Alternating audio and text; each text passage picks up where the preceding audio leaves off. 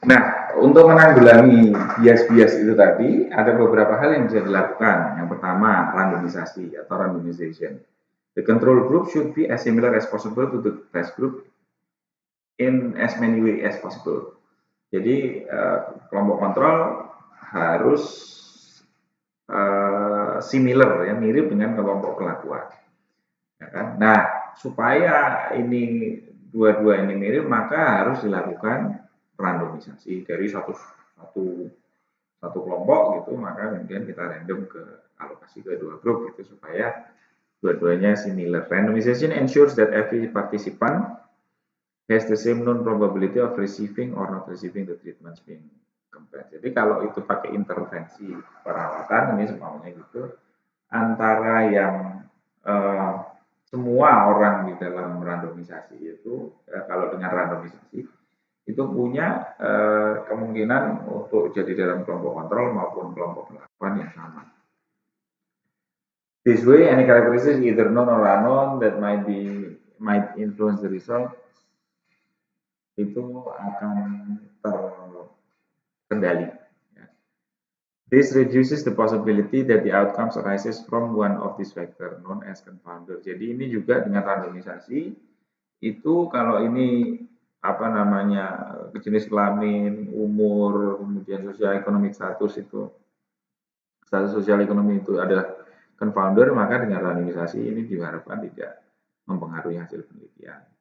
Centralized allocation, computerized allocation system, or the use of coded identical containers are all regarded as adequate methods of concealment and indicate a well conducted study. Ya. Ya, jadi ini tadi bagaimana kita memperlakukan subjek penelitian dalam membaginya ke dalam grup-grup, apakah random, kemudian apakah menggunakan random dengan software komputer, kemudian apakah ada pakai kode dan lain sebagainya itu menentukan apakah randomisasi atau penelitian itu baik atau tidak. Bagaimana kriteria untuk randomisasi? Itu unpredictability. Each participant has the same chance, tadi sudah kita bahas. Allocation is carried out using a chance mechanism so that neither the participants nor the investigator will know in advance which will be assigned. Ini hampir sama dengan blinding, unpredictability. Kemudian balance. Treatment groups are of a similar size and constitution. Groups are alike in all important aspects and only differ in the intervention each group receives. Jadi harus balance antara grup kasus dan kontrol. Kemudian simplicity, easy for investigator or staff to implement. Jadi harus mudah. Kemudian yang kedua setelah randomisasi tentu blinding. Ya, when knowledge of whether participants is in the treatment group or control group is not unknown, this referred to as blinding or masking. Jadi semua subjek tidak tahu apakah dia dialokasikan di dalam apa grup dia masuk ini grup placebo atau grup beneran. Ya, obat yang diminum itu obat beneran atau placebo, obat abal-abal. Nah itu dia nggak tahu itu. Nah itu termasuk blinding, itu sudah bagus. Blinding prevents any purposeful or subconscious influence on how participants are treated. Ya, best to have many people involved in the study as possible. Blinded. Ya, jadi blinded kalau bisa semuanya di blinded ya. Semakin banyak pihak yang di blinded semakin bagus. Nah, blinding sendiri ada single, ada double. Kalau single blinding itu cuman partisipan saja semuanya contohnya. Tapi penelitinya tahu yang penelitinya tahu membaginya siapa ada di mana gitu. Tapi orangnya yang diteliti itu nggak tahu ini sebenarnya saya masuk dalam kriteria A, masuk dalam kelompok perlakuan atau tidak. Kemudian berikutnya ada double blind studies. Nah, kalau double blind itu researchernya juga nggak tahu. Jadi benar-benar random, ditutup, tidak ada nama subjek, tidak ada, hanya nomor registrasi saja. Kemudian dia yang mengalokasikan, sehingga dia tidak tahu siapa masuk ke kelompok mana gitu. Apalagi ininya juga kalau double blind subjeknya juga nggak tahu dia ini sebenarnya menerima apa. The more people involved in the study who are blinded, the lower risk bias. Jadi semakin banyak orang yang ikut, maka akan semakin rendah risiko. All participants, ya ini untuk RCTs, who started the study should be accounted for each time measurement or collected. Participants may drop out because they get better or because they get worse. Both can have an impact on results, losses to follow up should be minimal, nanti preferably 50% ya. Oke, penelitian jenis kedua yaitu narrative review. Ya, ini adalah penelitian yang pada saat COVID ini kemarin diaplikasikan untuk bisa dilakukan ya. Nah, untuk adik-adik ini kalau skripsinya akan mulai masih di tahun depan, mungkin bisa mudah-mudahan juga kembali ke sedia kala, maka skripsinya sudah bisa skripsi yang seperti sedia kala juga ya. Tapi kalaupun masih keadaan terpaksa, ya ini ada narrative review, systematic review, and critical summaries. Yang ini systematic review semakin berat ya, tapi yang narrative review agak lumayan ringan.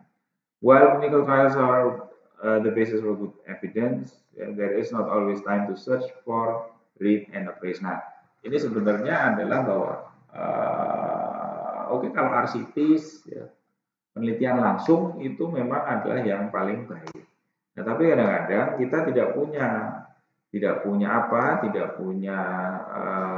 waktu yang cukup untuk meneliti langsung, tidak punya waktu untuk membaca, tidak punya waktu untuk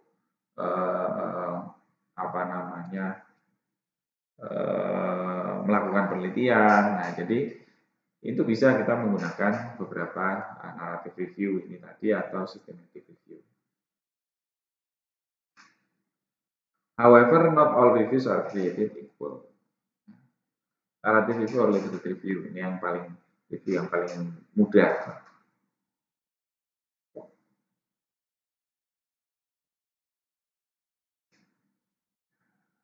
Nah, jadi bagaimana di dalam narrative review itu yang dia lakukan adalah the fast and scattered assortment of articles on the topic. Jadi harus banyak ya artikel yang akan dibaca, yang akan dimasukkan ke dalam systematic review-nya. Kemudian the reader who doesn't have time or resources to track them down. Jadi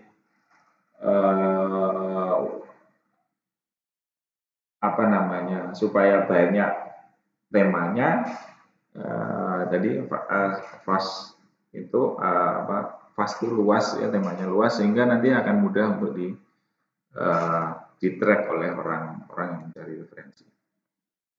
Summarize what is known about the topic from a number of individual studies but have limitations. No documentations ya, jadi kalau kita pakai narrative review itu kita punya banyak kemudahan, tapi juga ada keterbatasannya, yaitu no documentation. Ya, bagaimana kita memilih atau mengambil paper yang kita jadikan pembahasan. Kemudian how or why particular conclusions are drawn may be tainted by the prior beliefs of the reviewer. Jadi karena ini membuatnya tanpa ada data yang dianalisis statistik, jadi conclusionsnya dalam narrative review itu bisa jadi sangat dipengaruhi oleh subjektivitas dari penulisnya. Pengennya begini hasilnya. Gitu. Narrative reviews are not reproducible and are considered highly susceptible to bias. Jadi ini sangat rentan terhadap bias dan dia tidak boleh direproduksi ininya. Kemudian should not be used as the sole form of evidence on which to base clinical decision. Apalagi kalau untuk klinis, kalau untuk pendekatan klinis maka ini referensi yang seharusnya tidak digunakan narrative review.